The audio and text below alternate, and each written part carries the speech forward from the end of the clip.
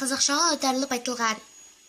Мен өзімнің жазғы каникулымды мектепте өткіздім. Сол аралықта менің қыз және ұл достарым болды. Бір кезде мен құрбыммен кетіп бара жатқан кезінде менің досым маған айтты: "Біз кальян шегейік" деді. Мен келістім, және менің құрбым да. Бір кезінде мен бір кальянды көрдім. Сол кальянды алып кеттім. Сөмкеме салып алдым да әкемнің машинасына отырдым. Одан кейін әкем маған "Бәрі дұрыс па?" деді. "Я, мен де бәрі дұрыс" дедім да жай бірақ көліктен түсіп кетіп қалдым да сосын достарыма айттым. Сосын достарым "Ал кеттік" деді де мектепке бардық. Мектепте қобалжыдық. Сол кезінде ұстаздарды көрдік. Сосын мен және менің құрбым екеуміз қыздар әжетханасына кеттік. Ұлдар болса бізді күзетіп тұрды. Сол аралықта біз кальян шектік. Кальян шегіп жатқан кезімізде қасымызда бір қыз келді. Ол қыз "Сендер кальян шегіп тұрсыңдар ма?" деді. Біз оған қарай кальянды үрлеп жібердік те күлдік. Сосын барлығымыз бірге сыртқа шығып кетіп қалдық. Ол қыз бізге ашуланып оны директорге айтып бермекші болды. Сосын директор оны завучқа айтып берді. Завуч оны біздің ұстазымызға айтып берді. Сосын ұстазым мені шақырды, ал мен қолымды көтердім. Сосын завуч менің қасыма келді де сосын "Сен сөмкеңді көрсет" деді. Мен басқа сөмкені көрсеттім. Өйткені менің сөмкемде кальян болды. Сол кальянды сөйттім де менің өз сөмкемді емес басқа сөмкемді көрсеттім.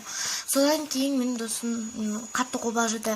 Сөйтіп мен директордың алдына бардым. Сосын директор маған айтты: "Қалтаңды көрсет, сенде кальян бар екенін естідім" дедім. Сосын қалтамда түк те жоқ болып шыққанын көрді де менің сөмкемді атқарды. Яғни досым сөмкесін. Досым сөмкесінен әртүрлі заттар шықты. Сосын досымның сөмкесінен ішінен бір іш киімді тауып алды, ұлдар іш киімін.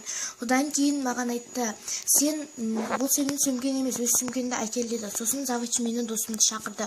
Сосын досым менің сөмкемді әкелді. Ішіндегі кальян бар екенін айтты. Сосын "Бұл менің сөмкем емес, бұл ана қыздың сөмкесі, ал менің сөмкем мына жасыл сөмке" деді. Сосын маған завуч қатты айқайлап ұрысты: "Сен осы мектепте оқымайсың.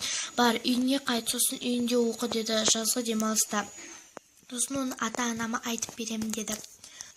Ата-анама айтып берді. Олар ол кезде жұмыста жүрген еді. Сосын маған қатты айқайлады. Мен қатты жылап жібердім. Сосын менің телефонымды алып алды. Бөлмеме қамап тастады.